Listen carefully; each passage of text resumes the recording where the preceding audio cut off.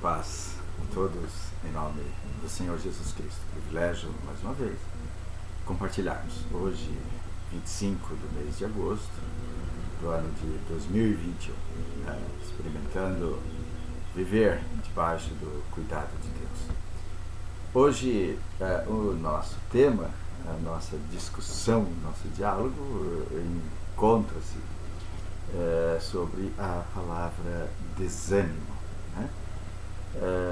E por que isso? Porque, dialogando ontem, terça-feira, com alguns alunos e alunas, eu percebi, nessa conversa, o desânimo, de alguns deles. Estão terminando aí o terceiro ano colegial e estão desanimados em virtude de alguns fatores. A possibilidade de não haver, por exemplo, colação de grau, ou aquilo que nós chamamos, que é chamado por eles, de formatura. Todos eles estão ansiosos e alguns, nesta ansiedade, estão bastante desanimados. E refletindo, conversando com os mesmos, nós os orientamos de que algumas coisas nós temos controles, outras não. E nós temos que ter o controle sobre o nosso desânimo. Por quê? Porque o desânimo é uma ferramenta terrível na nossa vida, principalmente para os nossos jovens. Conta uma pequena historieta dessas que nós ouvimos na nossa juventude, no passado, sobre o inimigo das nossas almas. Satanás estava vendendo seus instrumentos, instrumentos esses que ele usava para prender as pessoas. E estava lá o ódio, a raiva, a mentira, o roubo, a prostituição, todos com determinados valores. E existia um desses elementos que Satanás utilizava-se para prender as pessoas, que tinham um preço altíssimo. Ele era a somatória de todas as outras peças que estavam sendo vendidas. E, óbvio, seus amigos, aqueles que gostam de também tornar a nossa vida às vezes confusa e complicada, questionaram a Satanás por que está sendo vendido a este preço, esse instrumento que aparentemente não tem valor muito. E o instrumento era o desânimo. E ele informava que o desânimo era, sem dúvida nenhuma, um dos maiores instrumentos que ele utilizava para prender as pessoas. E todas as vezes que ele era utilizado, ele conseguia obter os resultados tão desejados por ele. E assim é, certamente, essa palavra desânimo. Desânimo tem um significado muito especial. Desânimo, desânimo, animare, está relacionado à alma, ou seja, sem alma. Quando nós estamos desanimados, a nossa alma parece que tende a perder toda a expectativa. E por isso, eu separei para nós meditarmos nesta manhã um texto da Palavra de Deus, lá no Salmo 42. O Salmo 42, ele nos coloca diante desta realidade do desânimo. O salmista aqui pergunta: assim como o servo brama pelas correntes d'água, assim suspira a minha alma por ti, ó Deus. A minha alma tem sede de Deus, o Deus vivo. Quando entrarei, quando me apresentarei ante a sua face? O salmista aqui está tão angustiado que está pedindo a morte. As minhas lágrimas, e ele continua no seu desabafo, as minhas lágrimas servem-me de mantimento de dia e de noite. Chorava constantemente, enquanto me dizem sempre: onde está o teu Deus? Quando eu me lembro disso, dentro em mim derrama a minha alma, pois eu havia ido com a multidão. Fui com eles à casa de Deus, com voz de alegria e louvor, com a multidão que festejava.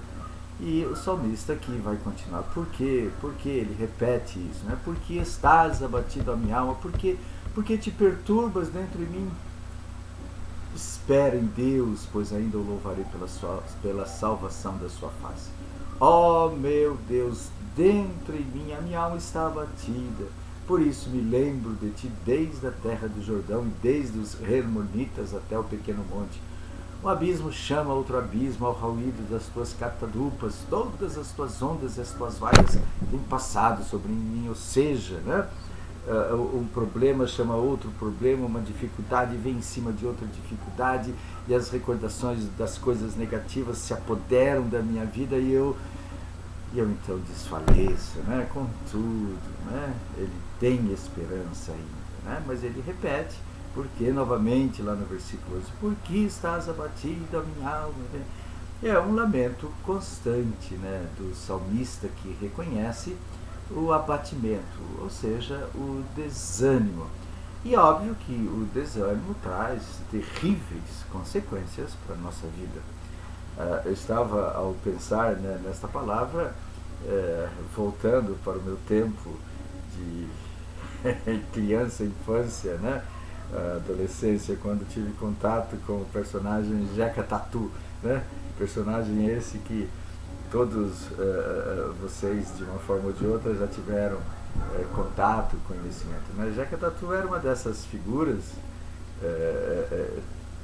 nos livros lá de Monteiro Lobato, uma dessas figuras que mostram, né, o abandono por parte do governo do povo, né, que cuidava lá das lavouras. E a característica de Jeca Tatu era o completo desânimo, né? Ou seja, tinha preguiça para tudo, não tinha vontade para nada, né? Andava descalço, né? Vivia num lugar terrível, feio, sujo, fétido, e ele também, né? Até que repentinamente um médico, passando pela região, olha para a figura de Jeca Tatu e percebe o chamado, naquele tempo, o amarelão, né? Ou seja, vermes que estavam presentes no corpo de Jeca Tatu, que roubavam todo o ar. Então, a partir da sua cura, né, do tratamento indicado, feito por esse médico, Jeca Tatu reanima-se, né, passa a usar calçado, né, passa então a se alimentar melhor, e o alimento permanece no seu corpo, não era roubada a vitamina pelos vermes presentes no corpo, né? Gente, assim também é a nossa vida espiritual, né? Muitas vezes elementos que não são originários, né, do nosso corpo, da nossa existência, começam a penetrar em nós, e roubando todas características fundamentais e importantes que tornam a vida, né, saborosa. E óbvio que quando se instalam, roubam a expectativa, roubam sonhos, roubam a vontade, né, de viver, roubam, né, da nossa vida a vontade de estar junto com alguém, roubam de nós os elementos essenciais para que a nossa vida tenha sentido nessa comunidade ou nessa vida presente, né? Então, um dos grandes desafios é como fazer, né? Como fazer? É possível superarmos? Será que Deus nos fornece ferramentas, né, para fazer com que o ânimo volte? É claro que sim, né? A palavra de Deus, na sua infinita graça e misericórdia, nos fornece elementos importantes, né? Paulo era um homem que tinha tudo para ser ou viver desanimado, mas ele não se deixava abater, né? Quem nos separará do amor de Cristo, né? A fome, a angústia, a tristeza, a falta disso, a falta daquilo, né? E aí, absolutamente, Paulo confessa que nada pode nos afastar, né, do amor infinito e misericordioso do nosso Deus. E hoje, né, em virtude aí dos problemas, em virtude aí das dificuldades presentes na nossa sociedade, existem pessoas que podem encontrar-se nesse atual momento desanimadas e até mesmo, por que não dizer, depressivas, né? muito mais do que nós imaginamos. E no meio, né, dos nossos jovens com os quais temos contato, isso está tomando uma proporção assim preocupante, né? Então, nesse sentido, o que podemos fazer, né? Então, o Salmo 42, ele vai nos trazer algumas informações, né? E a primeira informação que ele traz é uma verdade, uma realidade, né, que muitas vezes nós não queremos aceitar. Somos vasos, né? Somos como vasos de barro, uh, ou seja, muito frágeis. Né? A fragilidade é uma realidade na nossa existência se não tomarmos cuidado. O reconhecimento da fragilidade é importante, né? Porque quando nós nos percebemos frágeis, aí podemos nos fortalecer. Mas a fragilidade, né, desconhecida, essa fragilidade que vem, né, muitas vezes e torna a nossa vida insuportável, é essa que nós não podemos admitir. Né? Então, qual deve ser a nossa expectativa como cristãos? Né? O salmista confessa o seu desânimo, mas procura, acima de tudo, buscar em Deus.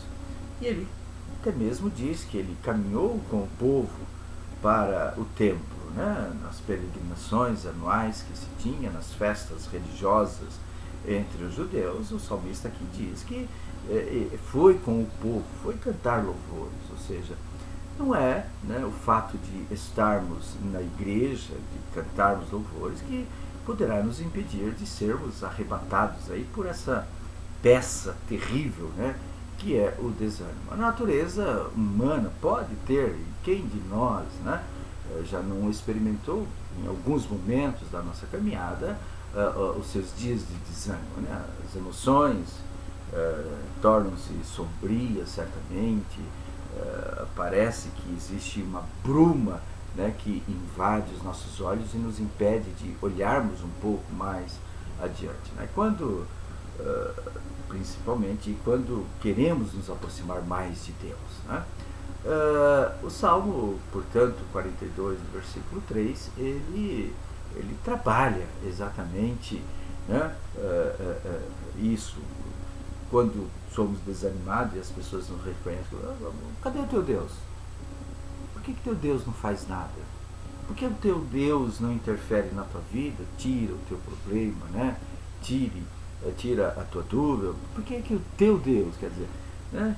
Como se isso fosse uma afronta para cada um de nós. Então precisamos tomar cuidado, né? Para não nos deixarmos abater em demasia. Devemos sempre nos lembrar que se o inimigo, né, das nossas almas puder levar os desanimados a se desviarem de Jesus os olhos, né, olharem para si mesmo, a ocupar-se, né, muitas vezes com a sua própria indignidade, em vez de olhar para Jesus e considerar o que ele fez na cruz, certamente seremos presas fáceis. Né? O amor do Senhor, os seus méritos, a sua grande misericórdia, né, será um escudo para nós nesses momentos de dificuldade. Né? Queremos, portanto, entender que a grande ferramenta para o desânimo é olharmos para a cruz. Ainda que seja um símbolo de morte, né? Símbolo até mesmo, né, no sentido aí de tocar, né, de ser um instrumento que toca, né, as pessoas de uma maneira, aqueles que não creem, de uma maneira negativa. Ali está o teu Deus, né? Ou seja, ali está encerrada, né, toda a possibilidade de vitória. Onde está a morte, né, a tua vitória, né? E olhando então para aquilo que Cristo fez na cruz por mim, por você, por nós, e de uma forma liberal, de uma forma de entrega plena e total, podemos então novamente entender que os problemas existirão, que as dificuldades virão, que dias difíceis estarão presentes em nossa existência, mas que, né, graças a Deus existe o mas que, olhando e olharemos e somos convidados a olhar para o sacrifício de Cristo Jesus, certamente entenderemos, né, que tudo isso é apenas uma passagem. Em constante comunhão com Deus, nós podemos, portanto, afirmar, né, o mesmo que o grande apóstolo Paulo trouxe como realidade. Por isso, não desanimemos. Não desanimemos. Né? 2 Coríntios, capítulo 4, versículos 16 e 18. E por que não desanimar? Pelo contrário, mesmo que o nosso homem exterior se corrompa, né?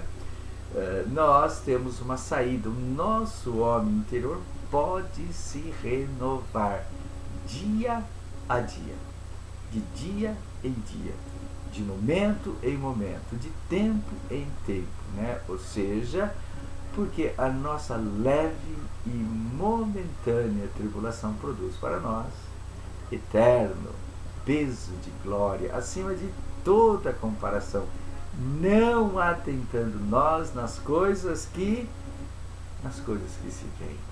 Né? Olhamos e vemos dificuldade. Se os nossos olhos estiverem fixos, né, nessas coisas negativas, como o salmista expôs lá no Salmo 42, né, certamente começaremos a nos sentir derrotados. E certamente as perguntas poderão virar: cadê o teu Deus? Onde está, né, o teu Deus? Então, nesse sentido, nós não devemos nos atentar para as coisas que são aparência, para aquelas coisas que se veem. São realidades humanas, mas somos convidados a olharmos mais para cima, né? Para vermos a graça e a misericórdia de Deus.